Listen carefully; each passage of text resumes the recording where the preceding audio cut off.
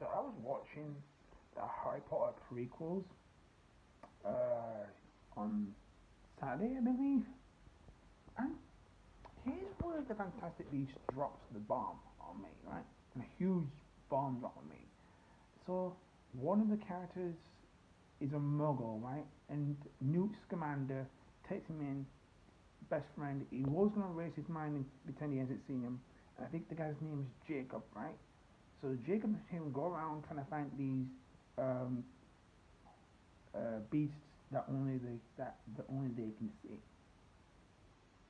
Meanwhile, the cop is on the trail and is trying to get to them because he's opened his heart up to a muggle and he's not supposed to do that. He's supposed to obliterate his memories so he forgets who he is. But he can't do that because he's got too attached to the guy. Anyway, he gets in the middle of the film, right? And he meets this girl called Queenie. His best friend meets this girl called Queenie. Good-looking woman, but she can read minds. So she's a mind reader. The other sister, on the other hand, does her job seriously, and she says if you don't obliterate his mind, they'll kill him. And that's the risk that he's taking. And you know, everything that this guy, the muggle, goes through with Newt Scamander is kind of like I knew magic was real kind of thing. I had a funny feeling magic was real. But why do you want me again? I'm just a baker. And he goes, well, I'm going to like you. I need a friend at the moment, and I don't really have any friends being in this country because he's new to me.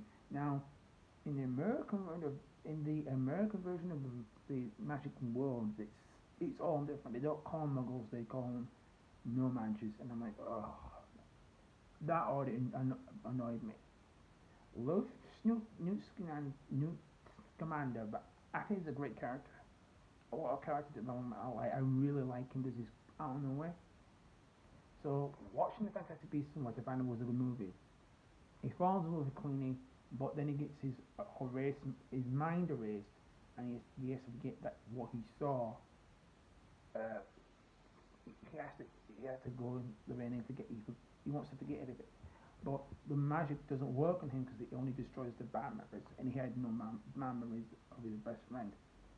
So part two rolls up, and this is where the story starts. He goes to see his friend. He hasn't seen him for years, and he realizes there's something wrong with him. The woman has gone under a love curse, not a love potion, a love curse. And I'm like, so you fell head over heels.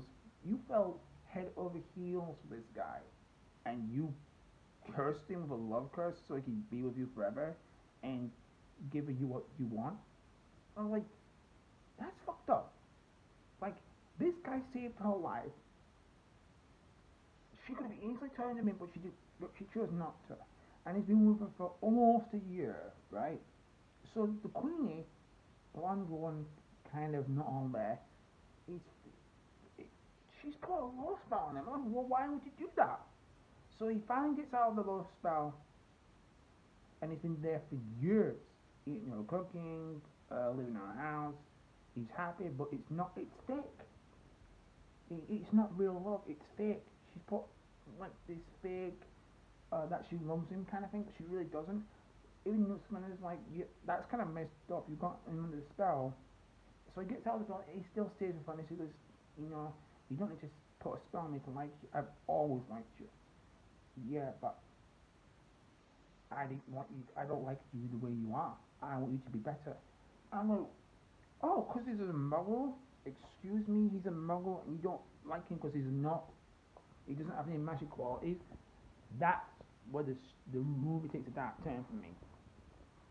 Oh, don't get me wrong. I love Grindelwald. I think he's a cool character. Don't get me wrong, but I don't like the character. I don't like how the third one just glossed over that she had this man in her house for a year, brain controlled with magic.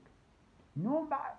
I remember watching this in the theater, and I'm going to my brother, and I'm saying, "Yo, no bad deny that this woman put in under brain control for a year. Think about that. He's a muggle who was under brain control for years. So it's just, if he really does love you, let me remove the curse. So he removes the curse, and he's like, how the hell did I get here? And he tells her she put you underneath a spell. So he's pissed about it, but at the same time, he's like, I got I've got a wife, kind of, a roof over my head, and got food and stuff. So I'm grateful for it. So then they have an argument. He doesn't call her crazy. He thinks it, and he forgets that she can read minds. Remember, in his last movie, he was a baker, and his job wasn't going anywhere because they don't give him the loan to open his shop up. So he ends up, like I said before, he ends up with Newt Scamander. Love the character, by the way. Great character. Like, he's kind of a coward, but he's not a fighter. He's a thinker. He's not a fighter. He's a thinker. So when he gets into any mischief, he gets his little like pocket friends to get him out. He doesn't. He's not violent. He only fights when he has to be. When he has to, not when he needs to. So him and his best friend go around getting all these fantastic beasts and putting them in his kids, right? Good movie, like. So halfway through the film, this little stick thing, this gangster like, which is weird. I think it's an elf. Gangster like elf says, "You give me that little twig thing, and I'll let you get past." So he takes the twig thing, but the news commander wants him back. So the twig actually gets out of the cage and goes back to his owner, because they're cool friends and they've been friends for a long time. He actually bonds with the animals that he catches. He only catches them to keep them safe. He doesn't catch them to sell them to the or torture them. He does care for the animals, and he's a really caring character. But Queenie's character is screwed in her head. She's like a Harley Quinn from the 1926 timeline. I'm like, yo. So he says, well, you are crazy. And what does she do? She joins Grindelwald, and she wants all them magic people to destroy the human people. And he's like, no, I'm one of them. I'm a muggle. I'm one of them. If you're saying you want to kill us all, then I'm not going to follow you to hell and back. That's on you. She starts screaming at him, come with me. And he knows for a fact if he goes to that fire, like, he'll die. Because the magic only kills people that are trying to kill him. So he's like, no, I'm not going to go with you. So the Queen will leave her, go in the wall. And I'm thinking, this is where 3 really drops the ball for me. So, number 3, the Secrets of Dumbledore. He he can't live without Queenie. He knows Queenie's turned against them. She's working with the Dark Lord, the original Dark Lord, not Voldemort at the time. She's working for Grindelwald at the time, and she knows all the bad things he's done, and she stays with him. And just like that, he finally finds Queenie, and he takes her back. And then they get married. They get married at the end of 3 after everything she did to him. And I'm like, you married a girl who put a curse on you to stay with her because she didn't want him to leave, and then you got married to her, and you gloss over the fact that she helped this man kill something, torture someone, and do all this crazy crap. She doesn't get turned in. There's no actual fight to get her back. It's just like, I know you still love me and I care for you, and I just, I can't be without you. And it's like, really? Like, that guy could have moved on. The character development, that is so bad. I'm going, so you're in love with a woman that put you underneath a spell for a year, made her force you to eat her cooking, made her tell you that you loved her, even though it wasn't the choice. She didn't give you a choice in the matter. She put you underneath mind control, and you're okay with this. And everyone's like, oh, that's so happy. That's given at the end of the film. And I'm like, what? No, they're not. Everything that he knows about is a lie. Their relationship is based on a lie. He told her the truth from the start. He only lied to her to make us, get safe. Also, they would have killed her for going out with her muggle. That's why he lied to her. He said what he had to say to keep her safe. And he said to her, listen, if you get caught by the cops, just lie. You'll live longer if you lie. So he lied to her. But she's lying for her. She's been lying to him for a whole year. And they got married in 3. And I'm thinking, whose idea was it to go There was literally no fight for her at all. It was like, okay, I'm a bad person.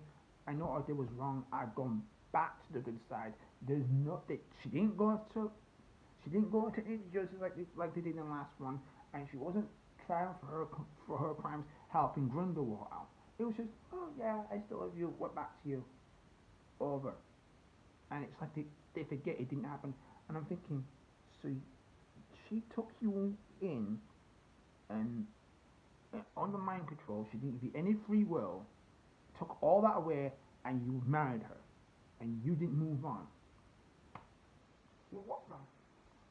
Seriously, those last two films, they really got the ball with that story.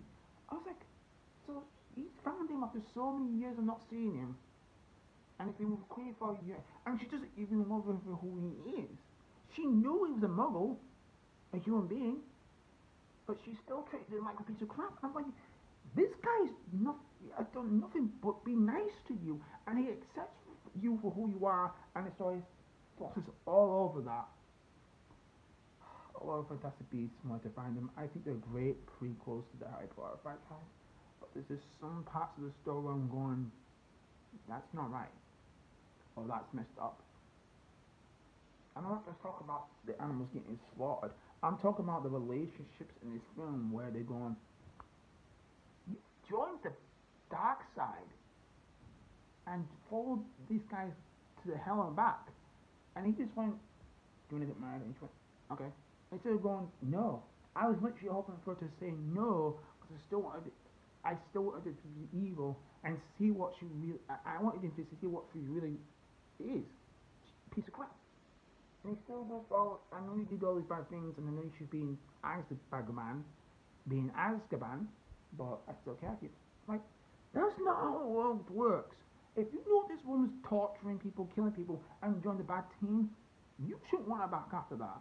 But they get married at the end, and she helps with his bakery, and I was like, oh my god, this guy is married to a woman who gave him no fucking free will. Oh man, they dropped the ball on those last two films. That's why the Crimes of Grindelwald and the Secrets of Dumbledore are so hard to watch, because there's certain plot points where you're going, that isn't right. She's using him to get what she wants. That's not right. And that is not what Harry Potter is about. It's like if Hermione was actually working for the Dark Lord the whole time. Now Snape doing it, that works. It made sense. It was a delay. But it's like that's like Hermione being friends with Ron and Harry for 5 films, and the twist of the film is she's actually working for the Dark Lord the whole time. That's not what that. That is why I don't like Queenie. When people ask me, "Do you like Queenie's character?" I went, "Hell no." I liked her when they first met because she was so nice. But then there was a scene in the film where she's got him under a spell, and she won't even let Newt Scamander to get him out because she doesn't want him to leave. And she says, "If he's gonna leave, that's on you." The guy married her, and she's completely out of her mind.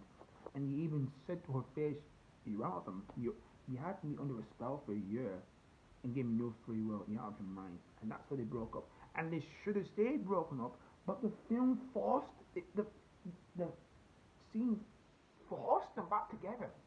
There was no spark there. The spark was dead because she liked him all this time, and she even tried almost getting killed. I mean, she realized if he gets killed, she really will go down that path. So she saved his life, but at the same time, when she saved him, she still didn't want to be with him. I was like, this girl, man, this girl's telling you she just to stay away from her, and you're going, I can still save her, which she does, but that could have backfired so badly.